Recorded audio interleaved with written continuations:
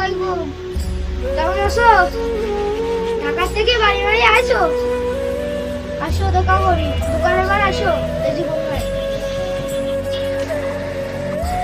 দোস্ত আছো? ঠিক আছে বসো। আসসালামু আলাইকুম দোস্ত, কেমন আছো দোস্ত? ভালো আছো তো? আলহামদুলিল্লাহ ভালো আছি, তুমি কেমন আছো দোস্ত? তো তোমার তো সালাম দিলাম, তোমার তো সালাম দেওয়াটা ঠিক না। হ্যাঁ দোস্ত, কি হয়েছে? কেন? আমি তো বিষয়টা বুঝলাম না। তুমি তো গিরের উপরে প্যান্ট পরেছো, এটা কবিরা গুনাহ হয়, তুমি জানো না? এই গুনাহ আল্লাহ কোনোদিনও মাফ করে না।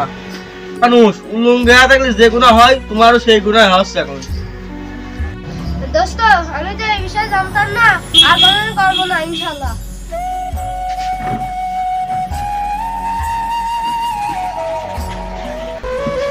দোস্ত, তুমি নিজে ভুল বুঝতে পারিছো, আমি অনেক খুশি হয়েছি।